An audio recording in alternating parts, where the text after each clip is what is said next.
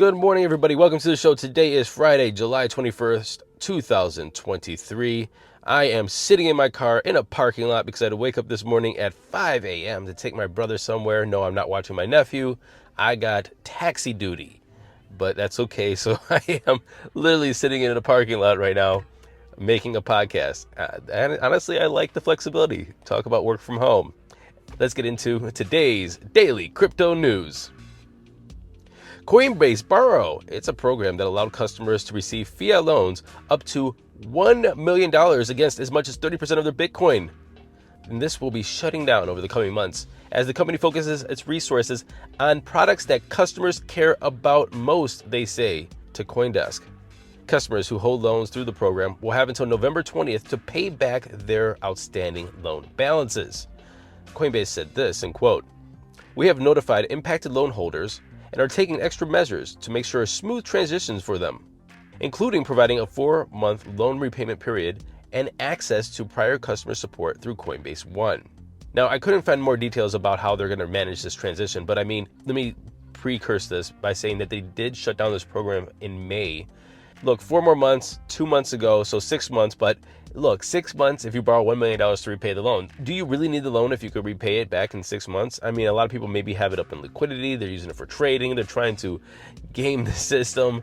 But I don't know how people are going to repay some of these loans. And I actually don't know how much they have outstanding. When I have more details, I will let you know. Crypto is playing a significant role in funding the global fentanyl trade, and this is sparking recent calls for tighter DeFi rules on Capitol Hill. Suppliers in China that ship the chemicals to manufacture the deadly drug receive funds that mostly originate from centralized crypto exchanges. They've identified around $32 million worth of income to these dealers in the dealers' digital wallets. It found about 100 China-based suppliers accepted crypto for exchange for pill presses and fentanyl precursor chemicals. And during this study conducted by Elliptic, they were actually offered fentanyl from these suppliers, which is quite incriminating and funny at the same time. What is not funny is what's happening in America when it comes to opioid addiction, fentanyl on the streets. Well, even here in Cleveland, Ohio, just the other day, bad batch of some kind of pills were sent out, laced with fentanyl, 9 overdoses. One actually happened in our county jail, which honestly is a whole other issue. And just the other day, on June 29th of 2023, nearly 900,000 fentanyl pills were seized in just one event. They weighed around 190 pounds with a street value of $2.57 million. This whole synthetic opioids, these synthetic methamphetamines, the synthetic drug trade is absolutely just horrible. It's hurting a lot of families, communities, people, economies. But I do want to point out that we cannot always let this fear-based headlines shape policy, as dealers are getting money however they can. If it's in Bitcoin or any other cryptocurrency, if it's in cash or any other kind of fiat currency, if it's in exchange of value, if it's in even favors, they're going to take that to exchange for drugs. So let's not make legislation based off of fear. Let's make legislation that actually helps people, helps communities, helps economies, and make sure that these chemicals do not get in the hands of our kids. Yesterday, U.S. lawmakers introduced legislation aimed at dispelling a cloud of regulatory uncertainty that looms large in the digital asset industry. The 212-page bill entitled Financial Innovation and Technology for the 21st Century Act seeks to establish a much-needed regulatory framework and marks a significant milestone, says the House Committee on Agriculture Chairman Glenn Thompson, who is a Republican from Pennsylvania. This bill seeks to establish new definitions, covers digital asset exemptions, and outlines a path for digital asset intermediaries like cryptocurrency exchanges to register with both the SEC, the Securities and Exchange Commission, and the CFTC, the Commodities Future Trading Commission. The House Committee on Agriculture said, Congress must legislate to fill regulatory gaps between the SEC and the CFTC. The securities laws and regulations do not account for many of the unique characteristics of digital assets. Weirdly enough, today we have a lot of SBF FTX news, and honestly, they're just clickbait headlines because I think they have nothing better to do. I will show you what I mean in a minute, like this one. U.S. DOJ accuses Sam Bankman-Fried for leaking Caroline Ellison's diary to the press. Caroline Ellison being the CEO of Alameda Research, the trading arm of FTX. Do we really care, or should be concerned with him leaking her diary to the press. I don't know why this is news. In another headline, Caroline Ellison admits that she wasn't well suited, in quote, to run Alameda Research. And I think that's funny because she wasn't running Alameda Research, she was running an alleged fraud, which she admitted to. So, I guess maybe it's one of those bait and switch job descriptions where you get the job description, you go in there, you sign up for work, and next thing you know, your job totally changes in a couple weeks. From being head of a trading arm to running a multi-billion-dollar Ponzi fraud that embezzled customers' funds. I can see why she would say that now. In the last FTX Sam Bankman-Fried headline of the day, FTX sues Sam Bankman-Fried to recoup more than $1 billion. Again, you're suing a broke person. Seems like headlines for no reason.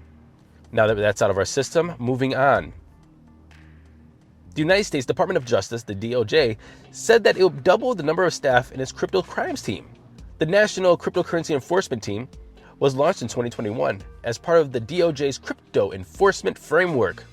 If they double their team and add more people, their immediate task will be to combat ransomware crimes, and they will focus on tracking criminals through crypto payments, freezing or seizing their assets before they go to Russia and other ransomware hotspots.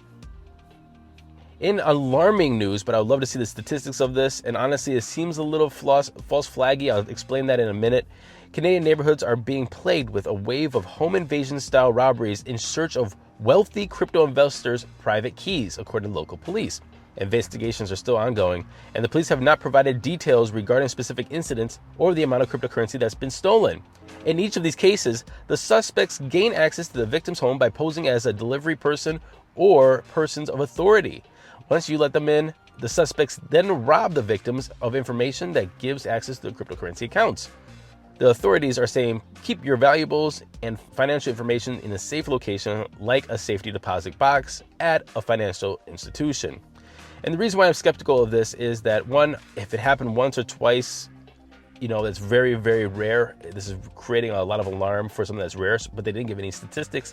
The second is the way that they're doing it. It seems as though, look, I might be skeptical. I might be paranoid. I might be jaded. I might be, cynical. But it almost seems as though they're targeting people. And this is Canada. Remember, this is the same country that shut down the truckers' funds and closed them out of their bank accounts. Again, being really kind of conspiracy theorist Matt right now, which is usually not me. But it just something doesn't feel right about this. I'm not going to make any accusations. I was going to, but something just feels off about this. If you have the same feeling that I do, please email me, bookings@todayatweb3.com, or you can sign up to my Twitter @DCNDailyCrypto and DM me there. Now, let's get into those crypto prices. Here comes the money. Here we go. Money talk. The time is 10:41 a.m. Eastern Standard Time, and before I get into the crypto prices, I want to take a look at some stocks really quick because, honestly, tech stocks got demolished yesterday. Coinbase, for example, it opened at like 110, closed yesterday at 100, just above $100. It's sitting at $100.48. MicroStrategy is down on the day. Tesla had a hard day yesterday. It's sitting down again today about 2.1% or $5.50. Everything got just demolished yesterday. You know what? It was probably due for a little correction, so I wouldn't worry too much.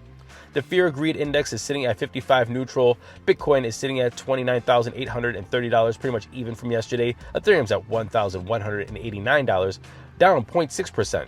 Tether's number 3. XRP is number 4 at 77.4 cents, down 2.8%. And BNB is number 5 at $244.45, up 1.6%. Running off the top 10, we have USDC, Cardano, Doge, Solana, and Tron.